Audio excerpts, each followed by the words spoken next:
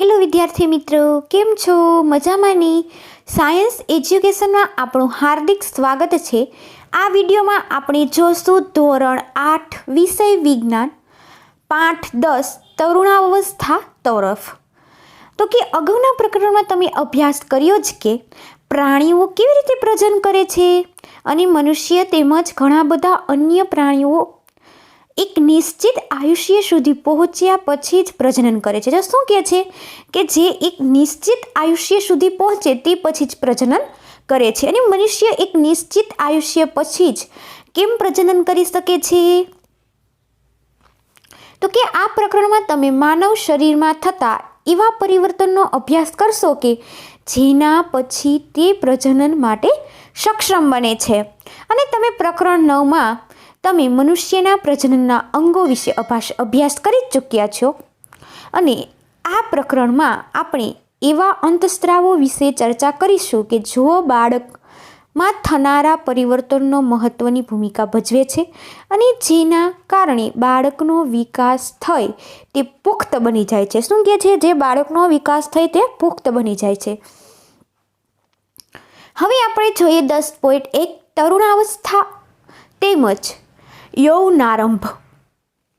તો કે બુજો તેના 12મો જન્મદિવસ ઉજવી રહ્યો હતો, અને મિત્રના ગયા બાદ બુજો અને પહેલી પોતાના માતા પિતાની સાથે વાતો કરતા હતા. જો શું કહે છે કે મિત્રોના ગયા બાદ બુજો અને પહેલી તેના માતા પિતા સાથે વાત કરવા લાગ્યા હતા, અને પહેલી એક કન્યા વિદ્યાલયમાં અભ્યાસ કરતી હતી, અને તે હસવા લાગી અને તેણે ટિપ્પણી કરી કે બુજોએ કેટલાક મિત્ર જેઓએ 1 વર્ષ બાદ મળી હતી તેઓની ઊંચાઈ એકાએક વધી ગઈ હતી, અને તેમાંથી કેટલોક તો મૂછો ઉગાવવાથી કાર્ટૂન જેવા દેખાતા હતા. જો એ કેટલાક એના વિદ્યાર્થીઓ એટલે કેટલાક એના મિત્ર એવા હતા કે જે તેની મૂછી ઉગવા લાગી હતી અને તે કાર્ટૂન જેવા દેખાતા હતા.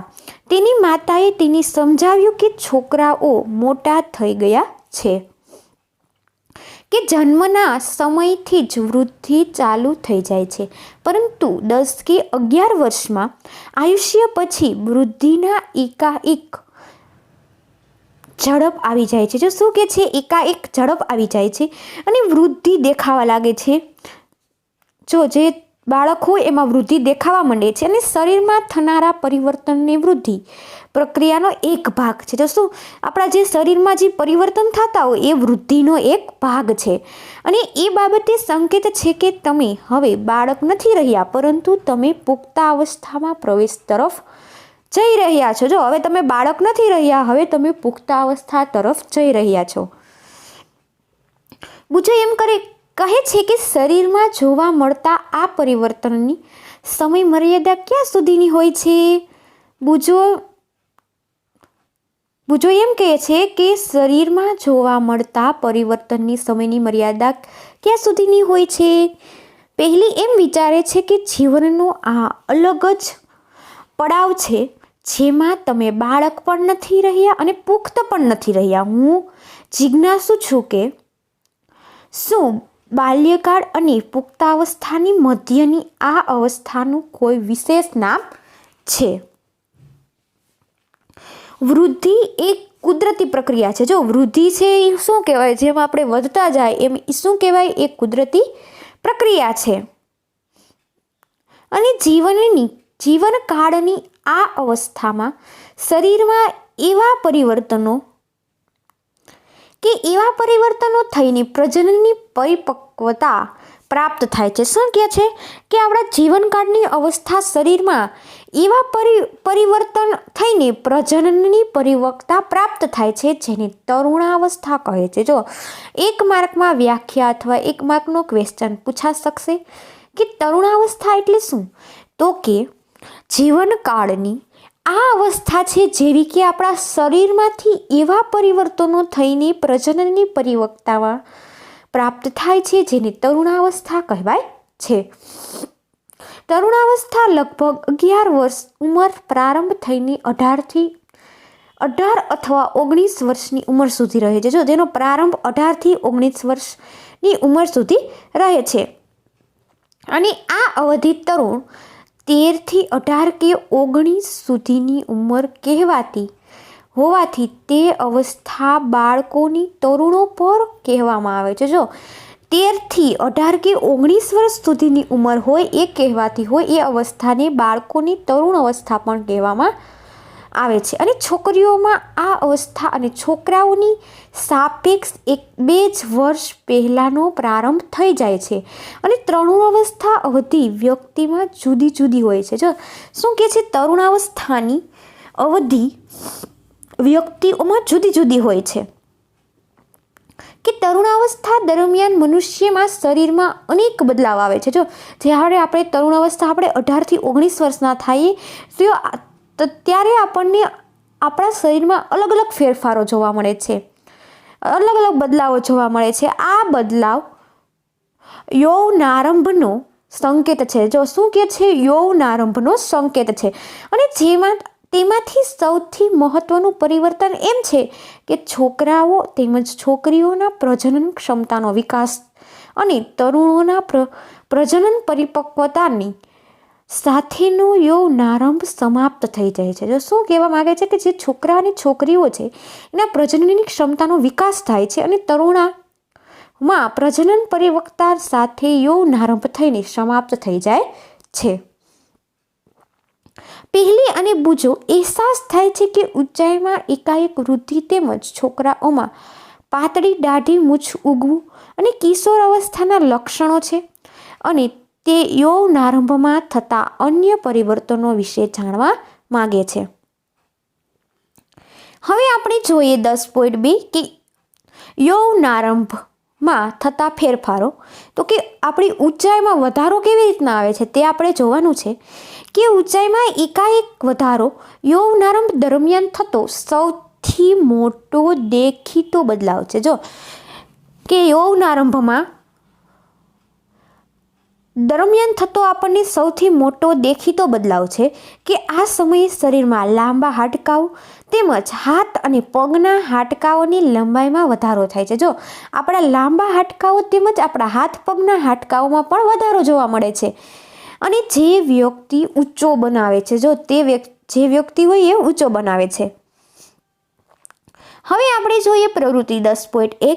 તો કે નીચે આપેલા ચાર્ટમાં છોકરાઓ અને છોકરીઓની ઊંચાઈ સાથે ઊંચાઈમાં થતા વધારાની ટકાવારી દર્શાવવામાં છે. જો અને કોલમ 2 અને કોલમ 3 વ્યક્તિની ઊંચાઈની ટકાવારી દર્શાવવામાં આવેલ છે. જો કોઈ નિશ્ચિત ઉંમરે પહોંચવાથી પ્રાપ્ત થાય છે અને ઉંમરને કોલમ 1માં દર્શાવવામાં આવે છે. ઉદાહરણ સ્વરૂપે 11 વર્ષની ઉંમરે એક છોકરો તેની પૂર્ણ લંબાઈ 81% ઊંચાઈ પ્રાપ્ત કરી લે છે અને જ્યારે એક છોકરી તેની પૂર્ણ ઊંચાઈ 88%થી પ્રાપ્ત કરે. જો તો છોકરાની ઉંમર ઓછી થઈ 81% ઊંચાઈ થઈ અને છોકરીની ઊંચાઈ 88% થઈ. અને આપણે આંકડા પણ માત્ર નમૂના રૂપ જ છે કે જો જુદી વ્યક્તિઓના જુદા પણ હોઈ શકે છે કે તમારા મિત્ર માટે કોષ્ટકનો ઉપયોગ કરો અને તેની પૂર્ણ ઊંચાઈનું અનુમાન લગાવો અને તપાસ કરો કે તમારા વર્ગમાં કોણ સૌથી વધુ ઊંચું અને કોણ સૌથી વામન નીચું છે. તો કે અહીંયા છે ઉંમર, વર્ષ, પૂર્ણ ઊંચાઈની ટકાવારી છોકરા અને છોકરી. જો કે 8 વર્ષમાં છે છોકરાની ઉંમર 72 અને છોકરીની ઉંમર 77. તો કે કોની ઉંમર વધી? તો કે છોકરીની. પછી છે 9 વર્ષની ઉંમર, એમાં છોકરાની ઉંમર 75 અને છોકરીની ઉંમર 81. તો એમાં કોની ઉંમર વધી? એમાં છોકરીની ઉંમર વધી. પછી છે ઉંમર 10માં, ઉંમર વર્ષ 10 છે તો એમાં 78% છોકરાની અને 84% છોકરીની. તો એમાં કોની ઉંમર વધી? તો કે છોકરીની. પછી છે 11 વર્ષ, તો એમાં 81% અને 88, તો એમાં છોકરીની ઉંમર વધી. પછી 12 વર્ષ, તો કે એમાં 84 અને 91, તો એ છોકરીની ઉંમર વધી. પછી 13 વર્ષ 88 અને 95, તો એ છોકરીની ઉંમર વધી. પછી છે 14 વર્ષ, તો કે 92 અને 98, તો એમાં છોકરીની ઉંમર વધી. પછી છે 15 વર્ષ, તો કે 95 અને 99 તો એમાં છોકરીની ઉંમર વધી. પછી છે 16 વર્ષ તો કે 98 અને 99.5 તો એમાંય છોકરીની ઉંમર વધી. પછી છે 17 વર્ષ તો કે 99 અને 100 તો એમાંય છોકરીની ઉંમર વધે છે. અને 18 વર્ષ છે એમાં બેમાં છોકરાની ઉંમરે 100 છે અને છોકરીની ઉંમરે 100 છે તો બે એમાં સમાન છે, સરખી છે. અને બાકી બધે છોકરીની ઉંમરમાં વધારો થયો. તો કે પૂર્ણ ઊંચાઈ માટેની ગણતરી સીએમમાં તો કે વર્તમાન ઊંચાઈ સીએમના છેદમાં વર્તમાન ઊંચાઈ એ પૂર્ણ ઊંચાઈની ટકાવારી ગુણ્યા 100. તો કે ચાર્ટમાં આપેલ મૂલ્યના આધારે તો કે ઉદાહરણ જોઈએ આપણે. તો કે એક છોકરો કે જેની ઉંમર 9 વર્ષ છે, જો એક છોકરો છે જેની ઉંમર 9 વર્ષ છે તથા તેની ઊંચાઈ 120 સેમી છે અને વૃદ્ધિકાળ અંતિમ તબક્કા પર તેની અંદાજિત ઊંચાઈ કેટલી હશે? તો કે 120 ના છેદમાં 75 એને ગુણ્યા 100 સેમી ઇઝ ઇક્વલ ટુ 160 ઊંચાઈ થશે. હવે જોઈએ આપણે પ્રવૃત્તિ 10.2. તો કે પ્રવૃત્તિ 10.1માં આપેલી માહિતીનો ઉપયોગ કરી આપણે આલેખ બનાવો.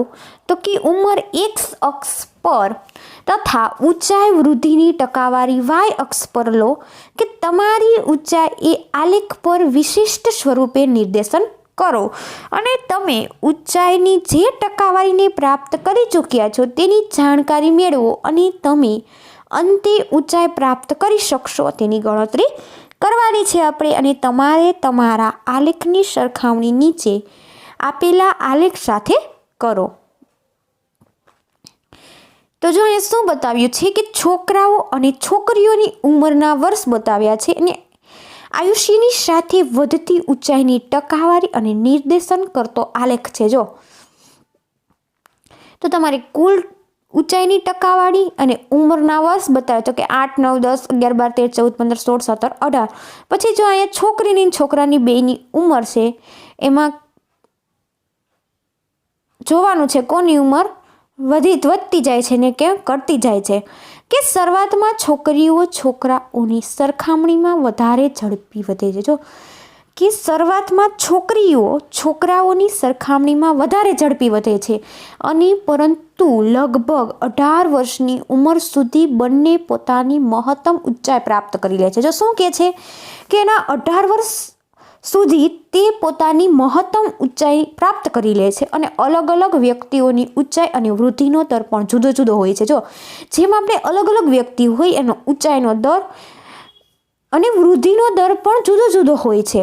અને કેટલાક યૌવનારંભમાં તીવ્ર ગતિ વધે છે. જો શું કહે છે કે કેટલાક યૌવનારંભમાં પણ તીવ્ર ગતિ વધે છે તથા ત્યાર પછી તેની ગતિ ધીમી પડી જાય છે અને જ્યારે કેટલાક ધીરે ધીરે વૃદ્ધિ પામે. જો ક્યારેક એની ગતિ ધીમી પડી જાય છે અને ક્યારેક કેટલાક ધીમે ધીમે વૃદ્ધિ પામે છે. પહેલી એમ કહે છે કે હું ચિંતિત છું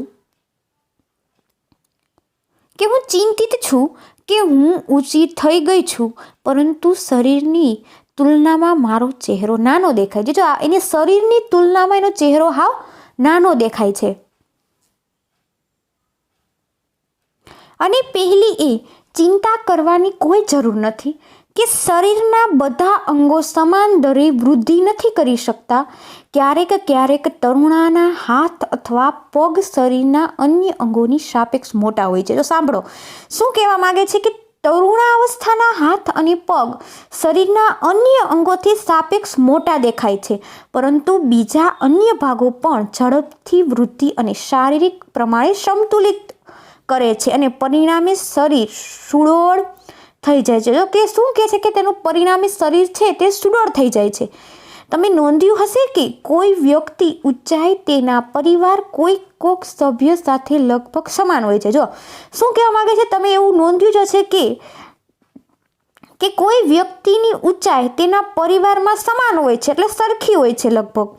અને તેનું કારણ એમ છે કે ઊંચાઈ માતા પિતા દ્વારા પ્રાપ્ત જનીન પર આધાર રાખે છે. તો માતા પિતા હોય તેના પ્રાપ્ત દ્વારા તે જનીન આધાર રાખે છે. જો તેના માતા પિતાની અને તેના બાળકોની ઉંમર એના બાળકો પર આધાર રાખે છે અને પરંતુ વૃદ્ધિના આ વર્ષોમાં ઉચિત પ્રકારનો સંતુલિત આહાર આવશ્યક છે અને તે હાડકાઓ, સ્નાયુઓ તેમજ શરીરના અન્ય ભાગોને યોગ્ય રીતે વૃદ્ધિ કરવા માટે પર્યાપ્ત પોષણ પૂરું પાડવામાં આવે છે. શું કહે છે કે તેના શરીરના અન્ય ભાગોની વૃદ્ધિ કરવા માટે પર્યાપ્ત પોષણ પૂરું પાડવામાં મદદ કરે છે. અને તમે તરુણોની પોષણની આવશ્યકતાઓનો વિષય આપણે આ પ્રકરણમાં અભ્યાસ કરશું. તો કે આવે છે શારીરિક આકારમાં બદલાવ. તો કે તમે નોંધ્યું જ હશે કે તમારા વર્ગના અભ્યાસ કરતા વિદ્યાર્થીઓના ખભા અને છાતીનો ભાગ નીચલા ધોરણમાં અભ્યાસ કરતા વિદ્યાર્થીઓની સરખામણીના પહોળા હોય છે. કેવો હોય છે? પહોળા હોય છે. કે તેનું કારણ એવું છે કે યૌવનારંભમાં પ્રવેશ કરી ચૂક્યા છે. શું કહે છે? તે યૌવનારંભમાં પ્રવેશ કરી ચૂક્યા છે કે વૃદ્ધિના કારણે ખભાનો ભાગ ફેલાઈને પહોળો થઈ જાય છે. જેની આમ વૃદ્ધિ વધારે થાય છે તો ત્યારે તેનો ખભાનો ભાગ પહોળો થઈ જાય છે અને છોકરીઓમાં કમરની નીચેનો ભાગ પહોળો થઈ જાય છે. જો છોકરીઓ હોય એની કમરની નીચેનો ભાગ હાવ પહોળો થઈ જાય છે. અને વૃદ્ધિના કારણે છોકરાઓમાં શરીરના સ્નાયુઓનો વિકાસ છોકરીઓના વિકાસની સરખામણીએ વધુ હોય છે. શું કહેવા માગે છે કે છોકરાઓના શરીરના સ્નાયુઓ કરતાં છોકરીઓના શરીર વિકાસની સરખામણીએ વધુ હોય છે. અને અર્થાત તરુણાવસ્થામાં છોકરા અને છોકરીઓમાં જોવા મળતા બદલાવ અલગ અલગ હોય છે. જો છોકરામાં અને છોકરીઓના બેના બદલાવ અલગ અલગ હોય છે. હવે આવે છે અવાજમાં બદલાવ. તો કે શું તમે નોંધ્યું જ છે ક્યારેક તમારા વર્ગમાં કેટલાક છોકરાઓનો અવાજ ફાટવા લાગે છે અને યૌવનારંભ કંઠની ગ્રંથિ એટલે કે સ્વરપેટી એ વૃદ્ધિની શરૂઆત કરે છે. શું કહે છે કે યૌવનારંભમાં કંઠની જે ગ્રંથિ છે એટલે સ્વરપેટી છે જે એ વૃદ્ધિમાં શરૂઆત કરે છે. અને છોકરાઓમાં સ્વરપેટીનો વિકાસ પામીને અપેક્ષાકૃત મોટી થઈ જાય છે. શું કહે છે કે જે છોકરાઓની સ્વરપેટીનો વિકાસ પામી તેની અપેક્ષાકૃત મોટી થઈ જાય છે. અને છોકરાઓમાં મોટી જેની થયેલી સ્વરપેટી ગળાના ભાગમાં બહારની તરફ ઉપસેલી. જો જે છોકરાની મોટી સ્વરપેટી હોય તે એ બહારની તરફ ઉપસેલી જોવા મળે છે અને જેને કંઠમણી કહે છે. જો કંઠમણી કોને કહેવાય? એક માર્કમાં ક્વેશ્ચન પૂછાશે કે છોકરાઓમાં મોટી થયેલી સ્વરપેટી ગળાના ભાગમાં બહારની તરફ ઉપસેલી જોવા મળે છે અથવા ઉપસી જોવા મળે છે તેને કંઠમણી કહે છે. અને છોકરીઓમાં સ્વરપેટી તેના નાના કદને લીધે માંડ દેખાતી હોય. જો એનું નાનું કદ હોય એટલે માંડ દેખાતી હોય. અને સામાન્ય રીતે છોકરીનો અવાજ ઊંચો અને તીણો જોવા મળે છે. કેવો જોવા મળે છે? ઊંચો અને તીણો હોય છે. અને જ્યારે છોકરાનો અવાજ ભારે હોય છે. અને તરુણાવસ્થાના છોકરાઓમાં ક્યારેક સ્વરપેટીના સ્નાયુઓમાં અનિયમિત વૃદ્ધિ થઈ જાય છે. શું કહેવા માગે છે કે તરુણાવસ્થાની છોકરાઓમાં ક્યારેક સ્વરપેટીમાં સ્નાયુઓની અનિયંત્રિત વૃદ્ધિ થઈ જાય છે અને અવાજ ઘોઘરો થઈ જાય છે. અને આ સ્થિતિમાં કેટલાક દિવસો અથવા કેટલાક અઠવાડિયા સુધી રહે છે. જો આ સ્થિતિ છે એ કેટલાક દિવસો અને કેટલાક અઠવાડિયા સુધી રહે છે અને જેને પછી અવાજ સામાન્ય થઈ જાય છે. જો પછી એનો જેવો અવાજ હોય એવો સામાન્ય થઈ જાય. જો આ નીચે બતાવ્યું છે કંઠમણી કેવી હોય કે વૃદ્ધિ પામી રહેલ છોકરાઓમાં કંઠમણી અથવા એડબન્સ એપલ બીજું એમ કહે છે કે મારા અનેક સહપાઠીઓનો અવાજ ઘોઘરો છે અને હવે હું જાણું ચૂક્યો છું કે આવો અવાજ કેમ હોય છે. તો કે હવે જોઈએ આપણે પ્રસ્વેદ અને તૈલ ગ્રંથિઓની ક્રિયાશીલતામાં વધારો. તો કે પ્રસ્વેદ અને તૈલી ગ્રંથિઓમાં સ્ત્રાવ તરુણાવસ્થામાં વધી જાય છે. જો શું કહે છે? તેનો સ્ત્રાવ છે એ તરુણાવસ્થામાં વધી જાય છે અને આ ગ્રંથિઓની વધારે પડતી ક્રિયાશીલતાને કારણે કેટલીક વ્યક્તિઓના ચહેરા પર ફોડલીઓમાં પણ અને વધારે ખીલ વગેરે થઈ જાય છે. જો એના ચહેરા ઉપર જો એવી ગ્રંથિ વધારે ક્રિયાશીલતા હોય કે એના કારણે એ વ્યક્તિનો ચહેરો હોય એ ફોડલી ઉપડી જાય અથવા તેને ખીલ થવા લાગે છે.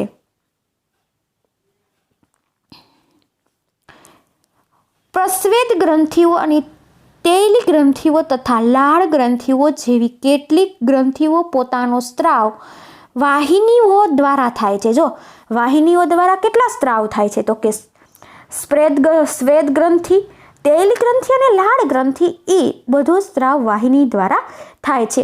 અંતે અંતસ્ત્રાવી ગ્રંથિઓ અંતસ્ત્રાવને સીધા રુધિર પ્રવાહીમાં મુક્ત કરે છે. જો શું કહે છે કે અંતસ્ત્રાવ ગ્રંથિ અને અંતસ્ત્રાવને સીધા રુધિર પ્રવાહમાં મુક્ત કરે છે અને આથી તેને નલિકા વિહીન ગ્રંથિઓ કહે છે. શું કહે છે? નલિકા વિહીન ગ્રંથિઓ કહે છે. હવે આવે છે પ્રજનન અંગોનો વિકાસ. તો કે તમે અગાઉના પ્રકરણમાં દર્શાવી આકૃતિ 9.1 તેમજ 9.2માં દર્શાવવામાં આવેલ માનવ પ્રજનનાંગોના અભ્યાસ કર્યો છે અને યૌનારંભ નર પ્રજનન અંગો જેવા કે શુક્રપિંડ અને શિશ્ન પૂર્ણતઃ વિકસિત થઈ જાય છે અને શુક્રપિંડમાંથી શુક્રકોષ ઉત્પાદન શરૂ થઈ જાય છે. શું કહે છે કે શુક્રપિંડ અને શુક્રકોષનું ઉત્પાદન શરૂ થઈ જાય છે અને છોકરીઓમાં અંડપિંડમાં કદમાં વધે છે. જો છોકરીઓનું અંડપિંડમાં કદ વધે છે અને તથા અંડકોષોમાં પરિપક્વ થવા લાગે છે. જો અંડકોષનું પરિપક્વ થવા લાગે છે અને અંડપિંડમાંથી અંડકોષો મુક્ત થવાનું શરૂ થઈ જાય. જો અંડપિંડ હોય એમાંથી અંડકોષો મુક્ત થવાનું શરૂ થઈ જાય છે.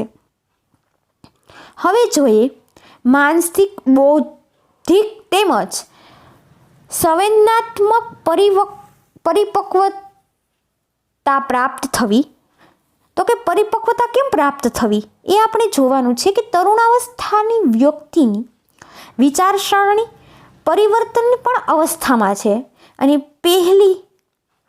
આપણે જો પહેલાની સાપેક્ષ કિશોર વધારે સ્વતંત્ર તેમજ પોતાની તરફ વધારે સચેત હોય છે. જો શું કહેવામાં આવે છે કે પહેલાની સાપેક્ષ કિશોર વધારે સ્વતંત્ર તેમજ પોતાની તરફ વધારે સચેત હોય છે અને તેમાંના બૌદ્ધિક વિકાસ પણ થાય છે અને બૌદ્ધિક વિકાસ પણ થાય છે અને તથા તે વિચારવામાં વધારે સમય લે છે. તેને વિચારવાનો બહુ વધારે સમય લાગે છે અને વાસ્તવમાં કોઈ પણ વ્યક્તિની જીવનના આ એ સમય છે કે જેમાં તેના મગજ શીખવાની ક્ષમતા સર્વાધિક હોય છે અને ક્યારેક તરુણ શારીરિક તેમજ માનસિક બદલાવ પ્રત્યે અનુકૂળ થવા પ્રયત્ન કરે છે. જો ક્યારેક એવું થાય છે કે તરુણ શારીરિક તેમજ આપણા માનસિક અને શારીરિક બદલાવને પ્રત્યે અનુકૂળ થવા પ્રયત્ન કરે છે અને ત્યારે પોતાના અસુરક્ષિત અનુભવે છે કે પરંતુ તરુણ હોવાને નાતે તમારે સમજવું જોઈએ કે અસુરક્ષિત મહેસૂસ કરવું કોઈ પણ કારણ નથી. જો શું કહેવા માંગે છે કે તરુણ હોવાને નાતે તમારે એ સમજવું જોઈએ કે અસુરક્ષિત મહેસૂસ કરવું કોઈ પણ કારણ જ નથી અને આ બદલાવ એક કુદરતી બદલાવ છે જે આપણને શારીરિક વૃદ્ધિના કારણે ઉત્પન્ન થઈ રહ્યા છે.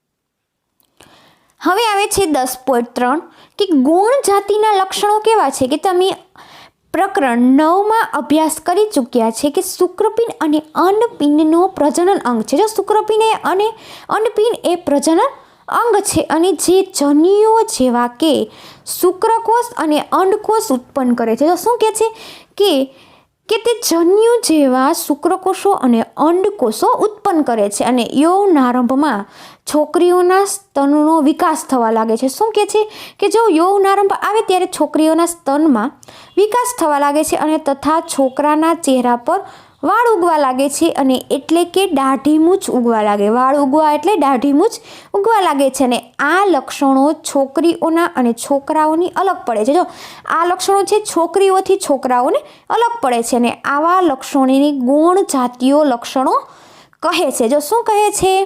કે આ લક્ષણો છોકરીઓ અને છોકરાથી અલગ પડે છે અને આવા લક્ષણો એને ગૌણ જાતીય લક્ષણો કહે છે. અને છોકરાઓની છાતી પર વાળ ઉગવા લાગે છે અને છોકરા અને છોકરીઓના બંનેના બગલમાં તેમજ ચંદની ઉપર તરફ અથવા પ્યુબિક વિસ્તારમાં વાળ ઉગે છે. શું કહે છે? જંઘની ઉપર તેમજ પ્યુબિક વિસ્તારમાં પણ વાળ ઉગે છે. બુજો અને પહેલી બંને જાણવા લાગે છે કે યૌવનારંભ થતાં આ બદલાવની શરૂઆત કોણ કરે છે? કે તરુણાવસ્થામાં થતા આ બદલાવની અંતસ્ત્રાવો દ્વારા નિયંત્રિત હોય છે. કે અંતસ્ત્રાવ એ રાસાયણિક પદાર્થ છે અને તે અંતસ્ત્રાવી ગ્રંથિઓ અથવા અંતસ્ત્રાવી તંત્રો ઉત્પન્ન કરવા આવે છે. અને યૌવનારંભ સાથે શુક્રપિંડ નર અંતસ્ત્રાવ અથવા ટેસ્ટેસ્ટોરોનનું નિર્માણ ચાલુ કરી દે છે અને અંતસ્ત્રાવ છોકરાઓમાં બદલાવાનું કારણ છે. જો શું કહે છે કે અંતસ્ત્રાવ છે એ છોકરામાં બદલાવાનું કારણ છે અને જેના વિશે તમે હમણાં જ અભ્યાસ કર્યો છે કે ઉદાહરણ તરીકે ચહેરા પર વાળ ઉગવા, છોકરીઓના યૌવનારંભ સાથે અંડપિંડમાં માદા અંતસ્ત્રાવ અથવા એસ્ટ્રોજન ઉત્પન્ન કરવાનું શરૂ કરી દે. જો શું કહે છે કે એસ્ટ્રોજન ઉત્પન્ન કરવાનું શરૂ કરી દે છે અને જેમાંથી સ્તન વિકસિત થઈ જાય છે. જો શું કહે છે? અને દૂધસ્ત્રાવી ગ્રંથિઓની સ્તનની અંદર વિકસિત થઈ જાય છે. જો જે દૂધસ્ત્રાવી ગ્રંથિ છે એ સ્તનની અંદર વિકસિત થઈ જાય છે અને આ અંતસ્ત્રાવોનું ઉત્પાદનનું નિયંત્રણ એક અન્ય અંતસ્ત્રાવ દ્વારા જે પિટ્યુટરી ગ્રંથિઓમાં ઉત્પન્ન થાય છે. જો કેવી ગ્રંથિ કહે છે કે અંતસ્ત્રાવનું ઉત્પાદન નિયંત્રણ એક એવા અન્ય અંતસ્ત્રાવ દ્વારા થાય છે જેને પિટ્યુટરી ગ્રંથિમાંથી ઉત્પન્ન થાય છે. હવે જોઈએ 10.4 કે પ્રજનન કાર્યોની શરૂઆત કરવામાં અંતસ્ત્રાવોનો ફાળો. તો કે અંતસ્ત્રાવી ગ્રંથિઓ અંતસ્ત્રાવની રુધિરમાં સીધા ઠાલવે છે. જો અંતસ્ત્રાવી ગ્રંથિ એ અંતસ્ત્રાવના રુધિરમાં સીધા ઠાલવે છે જેનાથી શરીરના વિશિષ્ટ ભાગ અથવા લક્ષ્યાંક સ્થળ સુધી પહોંચે છે અને લક્ષ્યાંક સ્થળ અંતસ્ત્રાવ સાથેની પ્રતિક્રિયા કરે છે અને આપણા શરીરના અનેક અંતસ્ત્રાવી ગ્રંથિઓ કે નલિકા વિહીન ગ્રંથિઓ છે અને શુક્રપિંડ તેમજ અંડપિંડ જાતિઓ અંતસ્ત્રાવને ઉત્પન્ન કરે. જો કેવી શુક્રપિંડ અને અંડપિંડ જાતિઓ અંતસ્ત્રાવોને ઉત્પન્ન કરે છે અને તમે હમણાં જ અભ્યાસ કર્યો કે અંતસ્ત્રાવો ગૌણ જાતિના લક્ષણો માટે જવાબદાર છે અને જાતિ અંતસ્ત્રાવ પણ પિટ્યુટરી ગ્રંથિ દ્વારા સ્ત્રાવિત અંતસ્ત્રાવને નિયંત્રણમાં હોય છે. જો શું કહે છે કે પિટ્યુટરી ગ્રંથિ દ્વારા સ્ત્રાવિત અંતસ્ત્રાવની નિયંત્રણમાં હોય છે અને પિટ્યુટરી ગ્રંથિ અનેક અંતસ્ત્રાવો ઉત્પન્ન કરે છે અને જેનાથી એક અંતસ્ત્રાવ અંડપિંડ અથવા અંડકોષો તેમજ શુક્રપિંડ અથવા શુક્રકોષો પરિપક્વતાને નિયંત્રણ કરે છે. જો શું કહે છે? એક અંતસ્ત્રાવ એ અંડપિંડમાં અંડકોષો તેમજ શુક્રમાં શુક્રકોષો એવું પરિપક્વ અને નિયંત્રણ કરે છે. જો અહીંયા કે પિટ્યુટરી ગ્રંથિઓમાંથી સ્ત્રાવિત અંતસ્ત્રાવ પ્રજનનના અંગોને ટેસ્ટોસ્ટેરોન નરમાં તથા એસ્ટ્રોજન માદામાં ઉત્પન્ન કરવા માટે પ્રેરિત કરે છે. હવે એમાંથી ક્યાં કે રુધિર પ્રવાહમાં મુક્ત થાય છે તથા શરીરના વિભિન્ન ભાગો અથવા લક્ષ્યાંક સ્થળો સુધી પહોંચે છે અને એમાંથી યૌવનારંભ દરમિયાન શરીરમાં પરિવર્તનોને ઉત્તેજિત કરે છે. જો આકૃતિ 10.3માં યૌવનારંભ શારીરિક પરિવર્તનનું અંતસ્ત્રાવ દ્વારા નિયંત્રણ.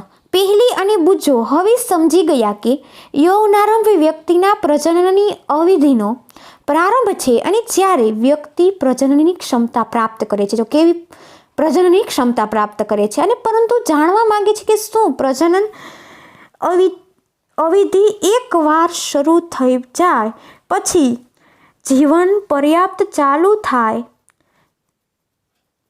જો શું કહે છે કે અવધિ એકવાર શરૂ થઈ જાય અને પછી જીવન પર્યાપ્ત ચાલુ રહે છે કે અમુક સમયે તે પૂર્ણ પણ થાય છે. હવે જોઈએ આપણે 10.5 કે મનુષ્યમાં પ્રજનન કાળની અવધિ.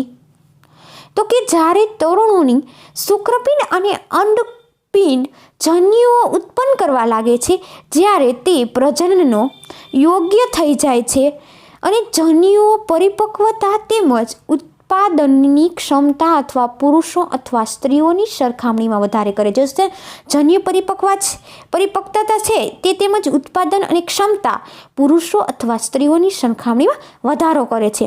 જેમ કે સ્ત્રીઓમાં પ્રજનન અવસ્થાની પ્રારંભ યૌનારંભ અથવા 10 થી 12 વર્ષની ઉંમર થઈ જાય છે તથા સામાન્ય રીતે 45 થી 40 વર્ષની ઉંમર પણ ચાલ્યા કરે છે.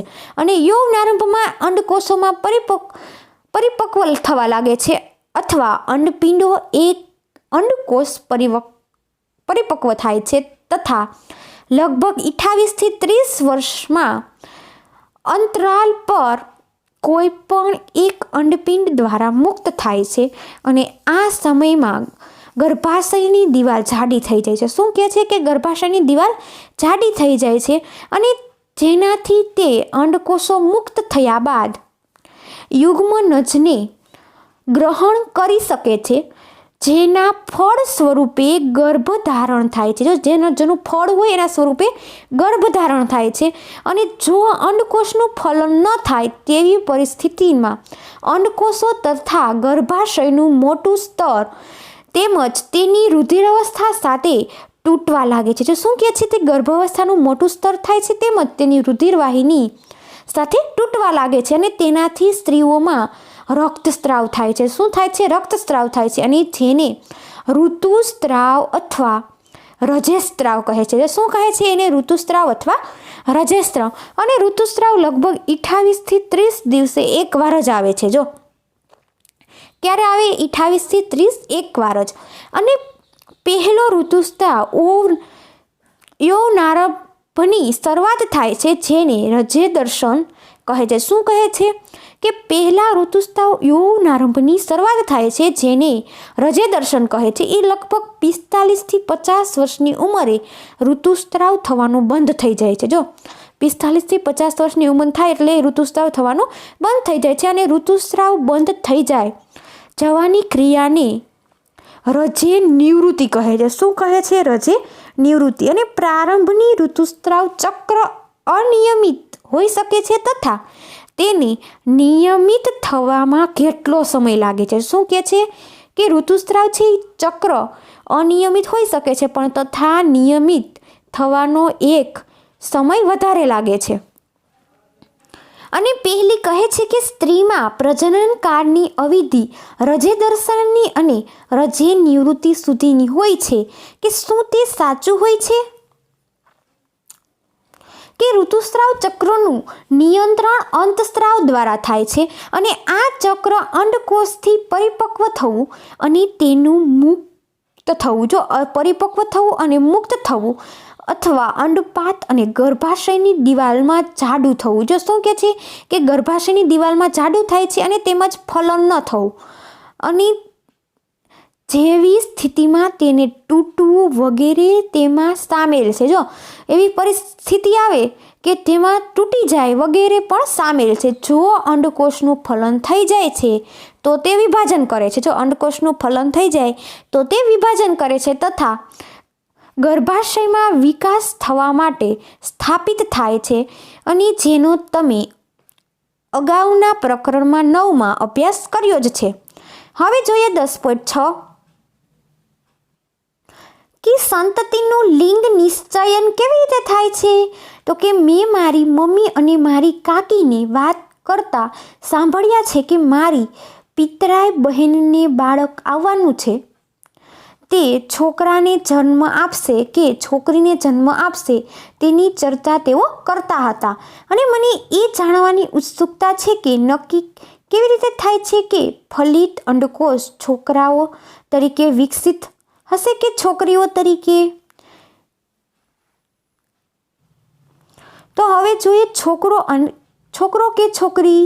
તો કે ફલિત અંડકોષ અથવા યુગ્મનજમાં જ જન્મ લેનારા બાળકને લિંગી નિશ્ચયન માટેનો સંદેશો હોય છે અને આ સંદેશો ફલિત અંડકોષની દોરી જેવી સંરચના અથવા રંગસૂત્રમાં હાજર હોય છે. જો દોરી જેવી સંરચના અને રંગસૂત્રમાં હાજર હોય છે. તમે પ્રકરણ 8ની યાદ કરો કે રંગસૂત્ર પ્રત્યેક કોષમાં કોષ કેન્દ્ર આવેલા હોય છે. જો પ્રત્યેક કોષમાં કોષ કેન્દ્ર આવેલા હોય છે અને બધા જ મનુષ્ય કોષના કોષ કેન્દ્રથી 23 જોડ રંગસૂત્ર આવેલા. કેટલા જોડ? 23 જોડ રંગસૂત્ર આવેલા હોય છે. તેમાંથી 2 રંગસૂત્ર, 1 જોડ લિંગી રંગસૂત્ર હોય. જો યાદ રાખવાનું કે તેમાંથી 2 રંગસૂત્ર, 1 જોડ લિંગી રંગસૂત્ર હોય છે અને જેની XY રંગસૂત્ર કહે છે. અને સ્ત્રીઓને 2 રંગસૂત્ર આવેલા હોય છે, 2 X રંગસૂત્ર આવેલા હોય છે, જ્યારે પુરુષને એક X રંગસૂત્ર અને એક Y રંગસૂત્ર આવેલા હોય. જો સ્ત્રીને 2 રંગસૂત્ર, એક X રંગસૂત્ર આવેલા હોય છે અને જ્યારે પુરુષને એક X રંગસૂત્ર તથા એક Y રંગસૂત્ર આવેલા હોય છે. અને જનન કોષો અથવા શુક્રકોષો અને અંડકોષોમાં રંગસૂત્રોની 1 જોડ હોય છે. જો શું કહે છે કે જનન કોષો હોય છે તેમાં શુક્રકોષની 1 જોડ હોય છે અને અફલિત અંડકોષોમાં હંમેશા એક X રંગસૂત્ર આવેલું હોય છે. પરંતુ શુક્રકોષો એ 2 પ્રકારના છે, જેમાંથી એક પ્રકારના શુક્રકોષો X રંગસૂત્ર તેમજ બીજા શુક્રકોષો એ Y રંગસૂત્રના હોય છે. જો એક શુક્રકોષ છે એ Xમાં અને બીજા પ્રકારના શુક્રકોષ છે એ Yના રંગસૂત્ર હોય છે. અને આકૃતિ આપણે 10.4માં જુઓ કે જ્યારે X રંગસૂત્ર એ શુક્રકોષ અને અંડકોષનું ફલન કરે છે અને તો યુગ્મનજ એ 2 રંગસૂત્રના હોય છે, 2 રંગસૂત્રોથી થાય છે અને તેથી જ તે માદા શિશુમાં વિકાસ પામશે. જો માદા શિશુમાં વિકાસ પામશે. પરંતુ જો અંડકોષનું ફલન કરવાવાળા શુક્રકોષ Y રંગસૂત્ર હશે તો તે યુગ્મનજ નર શિશુમાં વિકાસ પામશે. જો તે માદા શિશુ વિકાસ પામશે અને તે અંડકોષમાં ફલન કરતા હોય અને Y રંગસૂત્રમાં હશે અને તે યુગ્મનજ નર શિશુમાં વિકાસ પામશે. જો અહીંયા આકૃતિ બતાવી છે મનુષ્યનું લિંગી નિશ્ચયન, છોકરો અને છોકરી. તો કે અંડકોષો, શુક્રકોષ અને અંડકોષ, છોકરો અને છોકરી. હવે તમને જાણવું છે કે જન્મ પહેલા શિશુઓના લિંગનું નિશ્ચયન તેના પિતાના લિંગી રંગસૂત્ર દ્વારા કરવામાં આવે છે. જો એના પિતાના લિંગી રંગસૂત્ર દ્વારા કરવામાં આવે છે કે એ ધારણા હતી કે બાળકનું લિંગી અને તેના માતા દ્વારા નક્કી કરવામાં આવે છે તે સંપૂર્ણપણે ખોટી છે. જો શું કહે છે કે તેના બાળકનું લિંગી તેની માતા દ્વારા નક્કી કરવામાં આવે છે પણ તે સંપૂર્ણપણે ખોટું જ છે હાવ. અને આ માટે તેને દોષિત માનવી અયોગ્ય છે. હવે આવે છે 10.7. તો કે લિંગી અંતસ્ત્રાવો સિવાય અન્ય અંતસ્ત્રાવો. તો કે તમે આકૃતિ 10.3નું પૂર્ણ અવલોકન કરો અને પિટ્યુટરી ગ્રંથિઓ દ્વારા સ્ત્રાવતા અંતસ્ત્રાવો અથવા જનનાંગો અનેક અંતસ્ત્રાવો ઉત્પન્ન કરવા માટે ઉત્તેજિત કરે છે. અને તમે અભ્યાસ કરી ચૂક્યા છો કે પિટ્યુટરી ગ્રંથિ એક અંતસ્ત્રાવી, જો અહીંયા આકૃતિ બતાવી છે,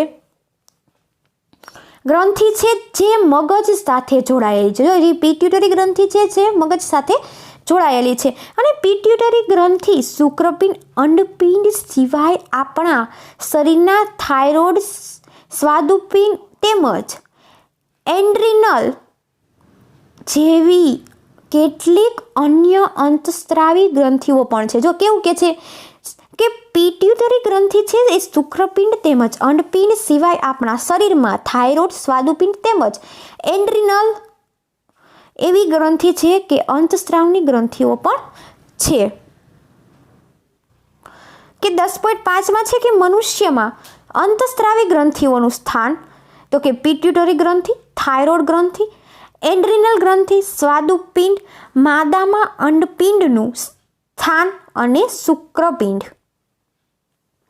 તો કે બુજો અને પહેલીને યાદ છે કે જ્યારે તે તેની માસીને ઘરે ગયા હતા, જે ડૉક્ટર હતા, શું કે છે, એના માસીને ઘરે ગયા ત્યારે ડૉક્ટર હતા, અને ત્યારે તેમના કાકા નામના છોકરાને જોયા હતા. જો ત્યારે ત્યાં કાકા નામના છોકરાને જોયા હતા, જેનું ગળું વધારે પડતું ફૂલેલું હતું. જો એનું ગળું છે એ વધારે પડતું ફૂલેલું, અને તેમની માસીએ તેમણે જણાવ્યું કે કાકા ગોઈટર નામના રોગથી પીડાતા હતા. કેવા? ગોઈટર નામના રોગથી પીડાતા હતા, અને જે થાઇરોઇડ ગ્રંથિનો રોગ છે. કેનો? થાઇરોઇડ ગ્રંથિનો રોગ છે. અને કાકાની થાઇરોઇડ ગ્રંથિ થાઇરોક્શન અંતસ્ત્રાવ ઉત્પન્ન કરતી ન હતી. જો થાઇરોક્શન અંતસ્ત્રાવ ઉત્પન્ન ન કરતી હતી, અને તેમની માસીએ પણ એમ જણાવ્યું કે તેમના માસા મધુપ્રેમ ડાયાબિટીસથી પીડાતા હતા. મધુપ્રેમ એટલે ડાયાબિટીસ કહેવાય એને. શું કહેવાય? ડાયાબિટીસથી પીડાતા હતા. અને તેમનું સ્વાદુપિંડ ઇન્સ્યુલિન અંતસ્ત્રાવથી પ્રાપ્ત માત્રામાં ઉત્પન્ન નથી કરતું. જો ઇન્સ્યુલિન છે એ અંતસ્ત્રાવની પર્યાપ્ત માત્રામાં નથી કરતું. અને બુજો તેમજ પહેલી તેમના દવાખાનામાં લટકાવેલા ચાર્ટમાં દર્શાવ્યું આવેલું છે કે એન્ડ્રીનલ ગ્રંથિ વિશે પૂછ્યું. જો એને એન્ડ્રીનલ ગ્રંથિનો પ્રશ્ન ઉદ્ભવ્યો એટલે તેમને પૂછ્યું કે તેમની માસીએ તેમને જણાવ્યું કે એન્ડ્રીનલ ગ્રંથિ એવા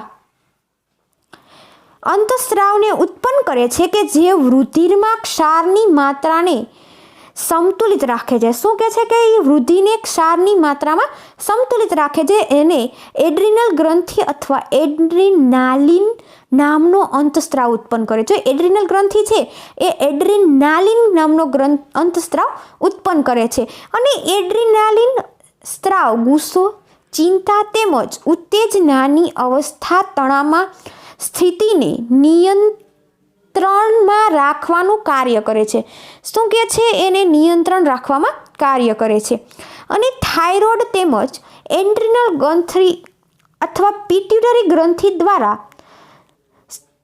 સ્ત્રવિત અંતસ્ત્રાવનો માધ્યમ દ્વારા મળતા આદેશ અથવા અનુસાર જ પોતાના અંતસ્ત્રાવને મુક્ત કરે છે. શું કહે છે? કે તેના માધ્યમ દ્વારા મળતા આદેશ પોતાના અંતસ્ત્રાવને મુક્ત કરે છે, અને પિટ્યુટરી ગ્રંથિ અથવા વૃદ્ધિ અંતસ્ત્રાવ પણ ઉત્પન્ન કરે છે. જો પિટ્યુટરી ગ્રંથિ અને વૃદ્ધિ અંતસ્ત્રાવ પણ ઉત્પન્ન કરે છે કે જે વ્યક્તિને સામાન્ય વૃદ્ધિ માટે જરૂર છે. જો જેને સામાન્ય વૃદ્ધિ માટે જરૂર છે. બુજો એમ કહે છે કે શું અન્ય પ્રાણીઓ પણ અંતસ્ત્રાવ ઉત્પન્ન કરે છે, કે શું પ્રજનનની પ્રક્રિયા તેઓનું કાંઈ પણ યોગદાન છે? હવે આપણે જોઈએ 10.8 કીટકો અને દેડકામાં જીવનચક્ર પૂર્ણ કરવા માટે અંતસ્ત્રાવનો ફાળો. તો કે તમે રેશમના કીડાઓ અને દેડકાઓ જીવનચક્ર વિશે અભ્યાસ કરી જ ચૂક્યા છો કે ઈયળ એક વયસ્ક ફૂદા રૂપાંતર થવા સુધી અનેક તબક્કામાંથી પસાર થવું પડે છે. અને તમે ધોરણ 7માં અભ્યાસ કરીને રેશમના કીડાઓના જીવનચક્ર યાદ કરો.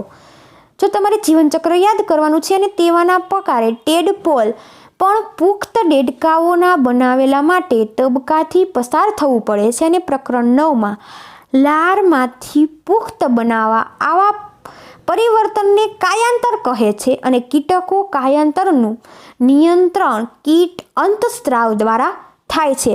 અને દેડકામાં થાઇરોઇડ દ્વારા સ્ત્રવિત અથવા અંતસ્ત્રાવોને થાઇરોક્શન વડે તેનું નિયમન થાય છે. શું કહે છે? કે દેડકાઓને થાઇરોઇડ દ્વારા સ્ત્રવિત અંતસ્ત્રાવ અથવા થાઇરોક્શન વડે નિયમન થાય છે. અને થાઇરોક્શન ઉત્પાદન માટે પાણીમાં આયોડિનની હાજરી આવશ્યક છે. શું કહે છે? તેના ઉત્પાદનમાં પાણીમાં આયોડિનની હાજરી આવશ્યક છે. અને ટેડપોલ જે પાણીમાં વૃદ્ધિ કરી રહ્યા હોય તે પર્યાપ્ત માત્રામાં આયોડિન ન હોય તો ટેડપોલ પુખ્ત દેડકાને પરિવર્તિત થતો નથી. જો શું કહે છે? કે આયોડિન ન હોય તો તે ટેડપોલ પુખ્ત દેડકામાં પરિવર્તિત થતો નથી. બુજો એમ કહે છે જો વ્યક્તિ આહારમાં પર્યાપ્ત આયોડિન ન હોય તો શું તેને થાઇરોક્સિનની ઉણપથી ગોઈટર થઈ જશે?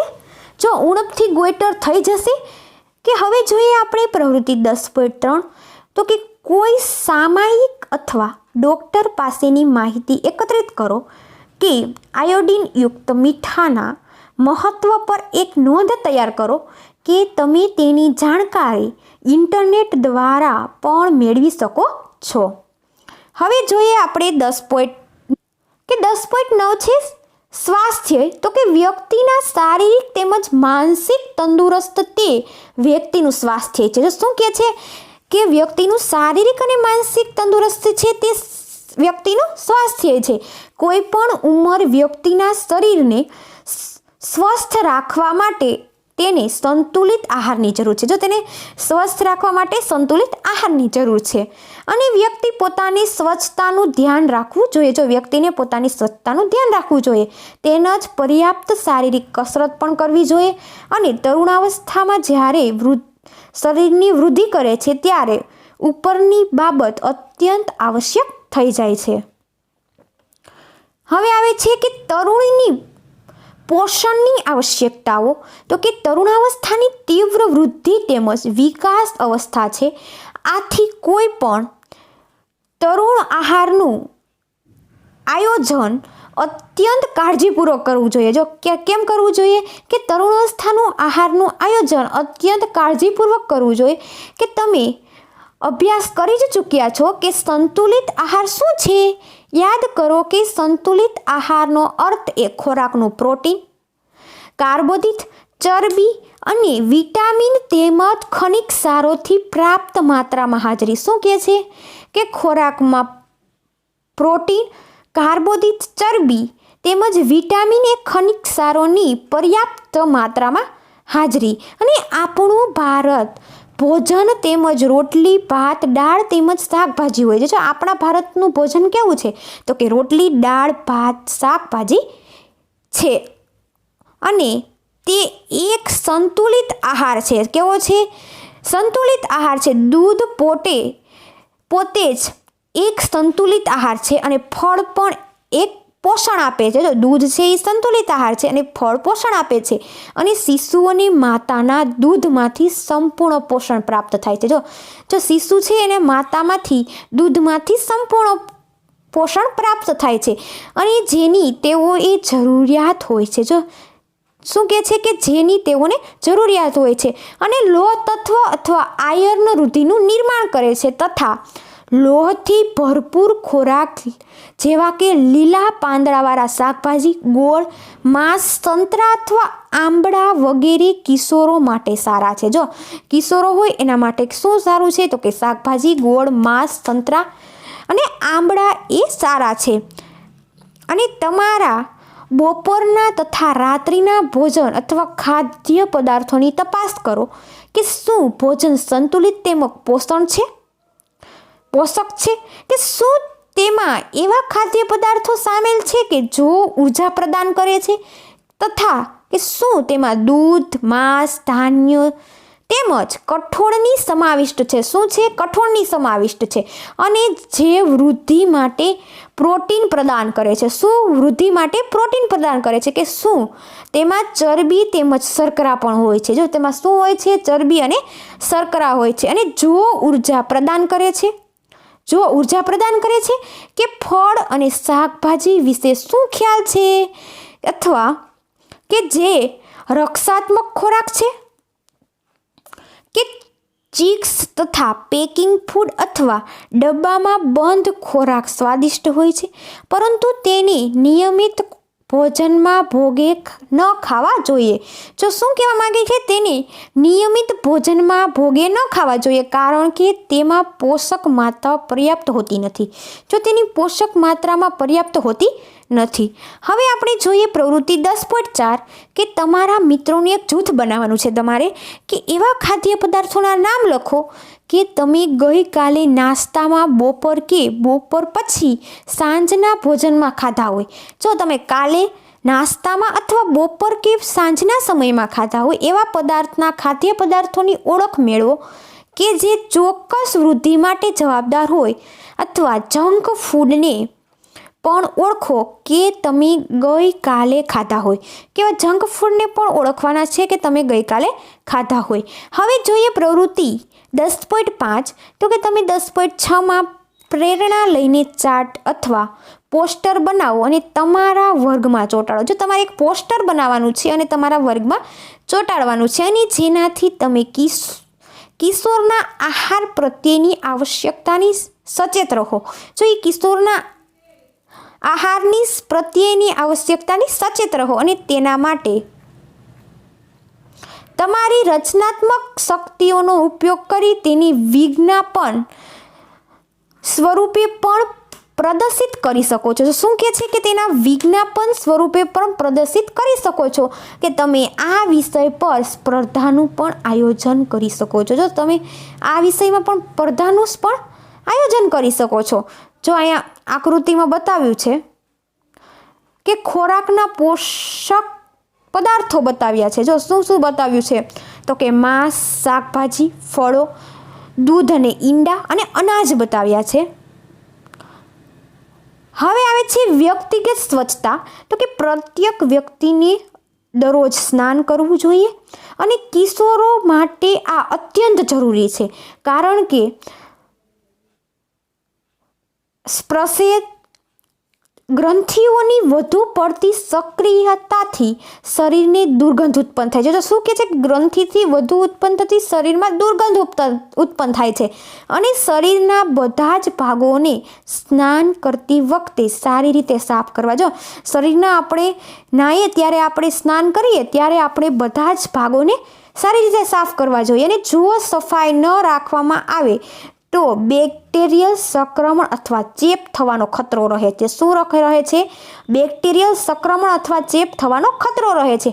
અને છોકરીઓએ ઋતુસ્રાવ દરમિયાન સફાઈનું વિશેષ ધ્યાન રાખવું જોઈએ કે તેઓએ પોતાના ઋતુચક્રનું ધ્યાન રાખવા માટે તૈયાર રહેવું જોઈએ. જો શું કહે છે કે તેના ઋતુચક્ર હોય ત્યારે તેનું ખૂબ જ ધ્યાન રાખવું જોઈએ. હવે આવે છે શારીરિક વ્યાયામ. તો કે ખુલ્લી હવા, તાજી હવામાં ફરવું તથા રમવું અને શરીરને ચુસ્ત તેમજ સ્વસ્થ રાખો. જો શું કહે છે, તેને ચુસ્ત અને સ્વસ્થ રાખો. અને બધા જ તરુણ છોકરાઓ તેમજ છોકરીઓને બહાર ફરવું, વ્યાયામ કરવો તથા રમવું જોઈએ.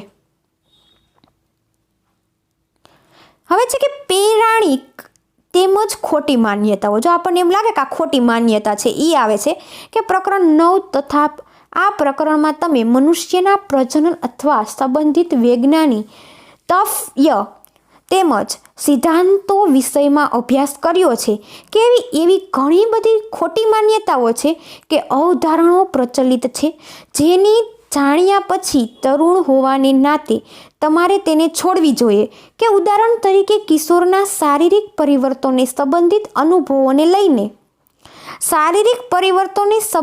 અનુભવોને લઈને કે અનેક પૌરાણિક તેમજ ખોટી માન્યતાઓ આપણને લાગે છે કે તેમાંથી કેટલીક નીચે આપવામાં આવેલ છે. હવે તમે આને સંબંધિત તર્ક ઉત્પન્ન કરી શકો છો, અને પૌરાણિક અથવા ખોટી માન્યતાઓ જેનો કોઈ આધાર નથી. જો શું કહે છે, જેનો કોઈ આધાર નથી. પેલું છે કે ઋતુસ્રાવ સમયે જો કોઈ છોકરી કોઈ છોકરાને જુએ તો તે ગર્ભવતી બની જાય. જો ખોટી માન્યતા કેવી છે કે જો ઋતુસ્રાવ સમયે જો કોઈ છોકરી છોકરાને જોવે તો તે ગર્ભવતી બની જાય છે. બીજું છે કે સંતાનની જાતિ માટે માતા જવાબદાર છે. અને ત્રીજું છે કે ઋતુસ્રાવની અવસ્થા એ છોકરીનું રસોડામાં કામ કરવું નિષેધ છે. તમને આવા અનેક વાક્યોની પૌરાણિક તથ્યો જોવા મળશે અને તેનો કોઈ આધાર નથી હોતો, અને તેને દૂર કરો અને અથવા છોડી દો. હવે જોઈએ પ્રવૃત્તિ 10.6 કે તમારા વર્ગખંડમાં એવા વિદ્યાર્થીઓનો આંકડા એકત્રિત કરો કે જો નિયમિત વ્યાયામ કરતા હોય અથવા કસરત કરતા હોય, તથા વિદ્યાર્થીઓના પણ આંકડા એકત્રિત કરો કે જે કસરત કરતા નથી. જો જે કસરત કરતા હોય અને કસરત ન કરતા હોય તેના આપણે આંકડા એકત્રિત કરવાના છે કે શું તમને તેમની ચુસ્તી તથા સ્વાસ્થ્યનો કોઈ ફરક જોવા મળે છે કે નિયમિત કસરતનો લાભ પણ એક અહેવાલ તૈયાર કરો. હવે આવે છે નશાકારક પદાર્થોને ના કહો. તો કે તરુણાવસ્થાની વ્યક્તિઓને શારીરિક તેમજ માનસિક સક્રિયાનો સમય છે. જો વૃદ્ધિનો એક સામાન્ય ભાગ છે, તેથી મૂંઝવણ એ અસુરક્ષિતતાનો અનુભવ ન કરો. જો શું કહે છે કે મૂંઝવણ કે અસુરક્ષિતતાનો અનુભવ ન કરો, કે જ્યાં સુધી કોઈ ડૉક્ટર તમને દવા દ્વારા આપવામાં આવેલી ન હોય ત્યાં સુધી કોઈ પણ વ્યક્તિને એવું કહો કે આ ડ્રગ્સ અથવા નશાકારક દવા કે ના સેવનની સારું લાગશે, કે તણાવ મુક્ત અને અનુભવશો, કે તો પણ તે દવા ન લેવી. જો કોઈ કહે તો આપણે દવા ન લેવી જોઈએ. અને ડ્રગ્સ નશાકારક પદાર્થ છે જેની ટેવ પડી જાય છે. જો દવા છે એ નશાકારક પદાર્થ છે જેની આપણને ટેવ પડી જાય છે, કે જો તમે તેનું સેવન એકવાર કરો છો તો તમને સતત લેવાની ઈચ્છા થાય. જો તમે તેનું સેવન એકવાર કરો તો તેને લેવાની ઈચ્છા સતત થયા કરે છે, અને પરંતુ આગળ જતાં તે હાનિકારક છે. શું છે? હાનિકારક છે. અને જો સ્વાસ્થ્ય તેમજ ખુશી બંનેને બરબાદ કરી દે છે. જો આપણી સ્વાસ્થ્ય અને તેમજ આપણી ખુશીને બરબાદ કરી દે છે. અને તમે AIDS વિશે ચોક્કસ જાણ્યું હશે કે HIV નામના ખતરનાક વાયરસ દ્વારા થાય છે. અને આ વાયરસ રોગગ્રસ્ત વ્યક્તિથી સ્વચ્છ અથવા વ્યક્તિના ડ્રગ્સના ઉપયોગ કરવાથી સિરીઝ દ્વારા પણ થઈ શકે. જો શેનાથી થાય છે? ડ્રગ્સ ઉપયોગ કરવાની સિરીઝ દ્વારા પણ થઈ શકે છે. અને વાયરસનું સંક્રમણ બીજા માધ્યમ જેવા કે પીડિત રોગો અથવા માતા દ્વારા સંતાનની દૂધ દ્વારા થઈ શકે. જો જે માતાને રોગ થયો તો એને સંતાન દ્વારા દૂધ દ્વારા પણ થઈ શકે છે. અને HIVથી પીડાતા વ્યક્તિ સાથે જાતીય સંપર્ક કરવાની પણ આ રોગો ફેલાઈ શકે. જો HIV દ્વારા જે તમને પીડા થઈ છે અથવા વ્યક્તિને જાતીય સંપર્ક બનાવવાની પણ આ રોગ ફેલાઈ શકે છે. હવે છે તરુણી દ્વારા ગર્ભધારણ. તો કે તમે ચોક્કસપણે જાણતા જ હશો કે આપણા દેશમાં છોકરીઓ માટે લગ્નની 18 વર્ષ અને છોકરાની 21 વર્ષની છે.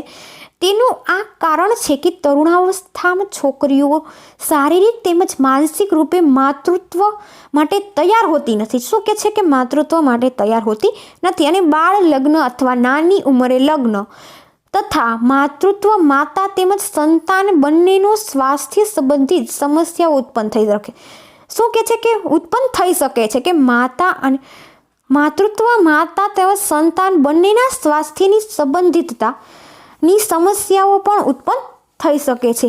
અને તેનાથી યુવા સ્ત્રીઓમાં વ્યવસાય ક્ષેત્રમાં પણ ઘટાડો થાય છે. જો યુવાની અથવા સ્ત્રીઓની વ્યવસાયમાં ક્ષેત્રમાં ઘટાડો થાય છે. અને કારણ કે માતૃત્વની જવાબદારી ઉઠવા માટે સક્ષમ હોતી નથી. જો માતૃત્વની જવાબદારી ઉઠવા માટે સક્ષમ નથી હોતી. અને આથી તે માનસિક તકલીફોથી ઘેરાયેલી છે. જો શેનાથી? તે માનસિક તકલીફોથી ઘેરાયેલી છે. હવે અહીંયા પાઠ પૂરો થાય છે. આગળ આવે છે સ્વાધ્યાય. તે આપણે આગળના વિડીયોમાં જોશું. અને વિદ્યાર્થી મિત્રો, તમને વિડીયો પસંદ આવ્યો હોય તો લાઈક કરજો, તમારા મિત્ર સાથે વધુમાં વધુ શેર કરો અને ચેનલને સબસ્ક્રાઈબ કરો અને બાજુનું બેલ આઇકન દબાવો, જેથી કરી તમને મારા અવનવા વિડીયોની અપડેટ સૌથી પહેલાં મળતી રહે.